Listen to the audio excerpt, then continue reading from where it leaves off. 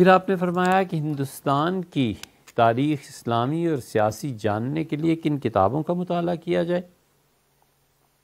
بہت آسان ہے بھیا، بہت سی کتابیں اس موضوع پر لکھی گئی ہیں۔ آپ اس سلسلے میں مطالعہ کرنا چاہیں تو ڈپٹی نذیر احمد صاحب نے ہندوستان کی ہسٹری لکھی ہے، آپ اسے بھی پڑھ سکتے ہیں۔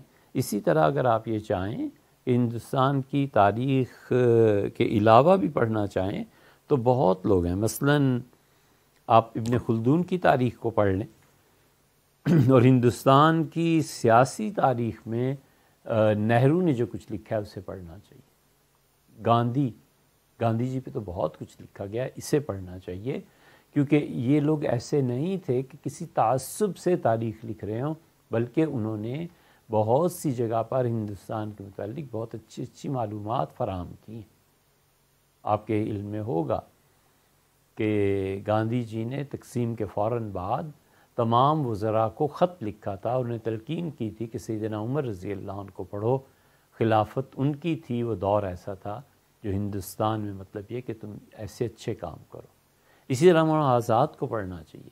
ہندوستان میں جتنی ٹیکنالوجی اور یہ چیزیں ہیں نا، اور یہ دو ہی آدمیوں کی مرہون منت ہیں، ایک پنڈت جواہر لال نہرو کی، اور اس سے بھی کئی گنا بڑھ کے مولانا ابوالکلام آزاد کی۔ وہ ایک پالیسی اسٹیٹ کے لیے متعین کر گئے تھے، اور ہندوستان نے اب تک اس پہ تعلیم ہوتی ہے، حتیٰ کہ آپ کے وزراء اعتراف کرتے ہیں، وہ کہتے ہیں مولانا آزاد جو کچھ کہہ کر کے گئے تھے، ہم انہی بنیادوں پر اس وقت دنیا میں چل رہے ہیں۔ ہندوستان کی سیاسی تاریخ جاننے کے لیے اگر آپ سے ہو سکے تو آغا خان کی جو میموریز ہیں وہ پڑھیے۔ آپ کی سابقہ وزیر اعظم اندرا گاندھی، اندرا جی کی جو سیکرٹری تھیں، ان کی جو میموریز ہیں وہ پڑھیے۔ ان سب لوگوں نے لکھا ہے۔ اگر اس پولیٹیکل ہسٹری کو آپ پڑھنا چاہیں تو کیا نام ہے ان کا، جناح صاحب کے جو سیکرٹری تھے ایچ اصفہانی، ان کو آپ پڑھیے۔ ہمارے یہاں کراچی کی چھپی ہوئی کتابیں، ان کو آپ پڑھیں گے تو پتہ چلے گا کہ تقسیم میں کیا کیا چیزیں پیش آئی تھی۔ 1946، 45، 47، یہ 3-4-5 برس جو گزرے ہیں، اس کی اخبارات نکلوا کے پڑھیے۔ وہ آپ کے یہاں ریکارڈ ہے، ہم نے دیکھا ہے دلی میں، گورنمنٹ کا ریکارڈ ہے، وہ پڑھیے۔ ان میں سے بہت سی اہم چیزیں تھیں۔ اللہ نے کہا ہے کہ وَلَا يَجْرِمَنَّكُمْ شَنَآنُ قَوْمٍ عَلَىٰ أَلَّا تَعْدِلُوا، کسی بھی گروہ اور قوم کی دشمنی تمہیں اس بات تک نہ لے آئے کہ تم ان سے انصاف سے کام نہ لو۔ عدل، انصاف سے کام لو، چاہے وہ تمہارا دشمن ہی کیوں نہ ہو، اس کے بارے میں بھی انصاف کی بات کرو۔ تو اللہ نہ کرے ہم کسی کی دشمنی میں بھی ہوں۔ مگر دلی میں بہت چیزیں تھیں، لکھنؤ میں تھیں، ہم نے اس کی فوٹو کاپی کرائی۔ طویل قیام تھا، شاید مہینہ یا اس سے بھی زیادہ۔ تو حضرت رحمۃ اللہ علیہ سفر پہ تشریف لے گئے تھے، تو ہم نے جب ایئرپورٹ پر پہنچے لاہور واپسی کے لیے، تو کئی ایک تھیلے بھرے ہوئے تھے۔ تو وہاں پر جو انسپیکٹر تھے، چیک کرنے والے، انہوں نے دیکھا وہ سکھ تھے، تو انہوں نے کہا یہ آپ اتنا ریکارڈ ہندوستان کا لے جا رہے ہیں، آپ نے کیا کرنا ہے اس کو؟ ہم نے کہا جناب والا پڑھیں گے، پتہ چلے گا گٹ کیسے بنا، کیسے ٹوٹا، کیا ہو۔ کہ لگے تو الاؤڈ نہیں ہے۔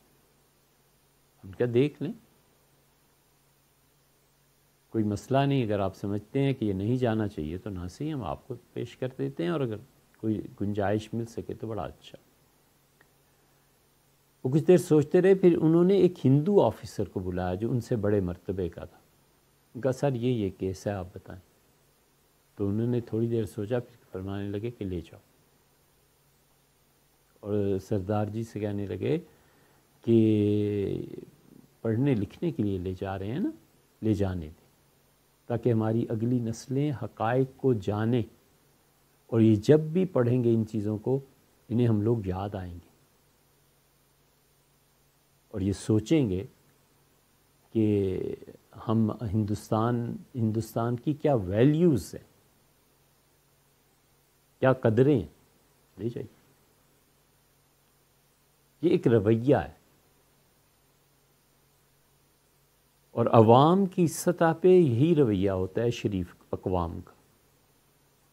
آپ کے یہاں اتنا کچھ پڑا ہے، اتنا کچھ پڑا ہے، ہمارے یہاں نہیں ہے. ہمارے یہاں بالکل نہیں ہے. ہمارے یہاں آخری مرتبہ ایک کوشش ہوئی تھی، یہ جو انشا جی اٹھو اب کوچ کرو، انشا کو بھیجا تھا، اور غالباً یہ ایوب خان صاحب کی حکومت نے بھیجا تھا. دیکھیے گا انشا کی سوانے میں آپ کو مل جائے گا.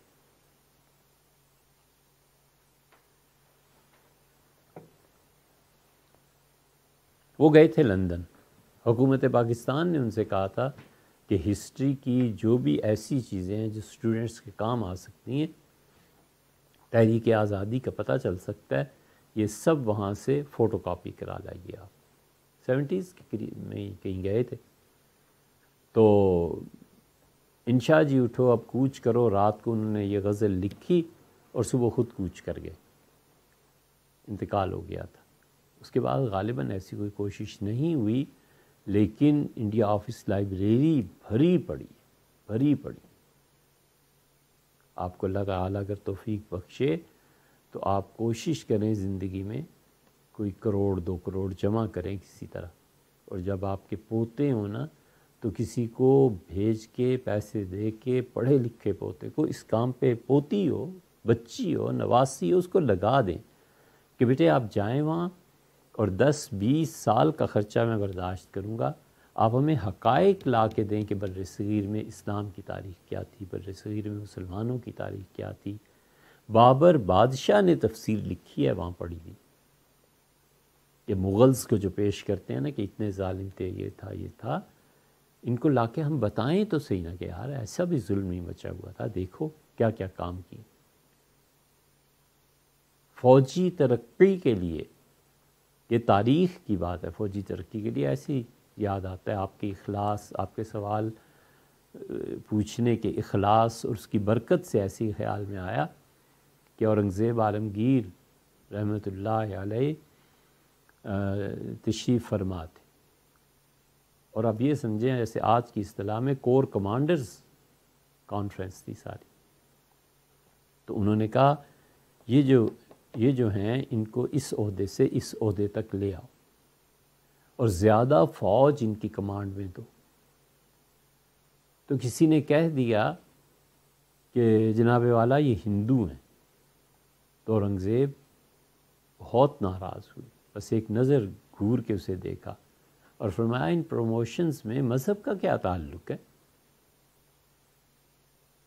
یہ آپ کو اسی تاریخ میں مل جائے گا جو تعصب سے پاک ہے، کہ جس شخص کو اللہ نے جو صلاحیت دی ہے ہم اس کا اعتراف کریں اور سچ اور جھوٹ دونوں کو الگ کرتے رہیں.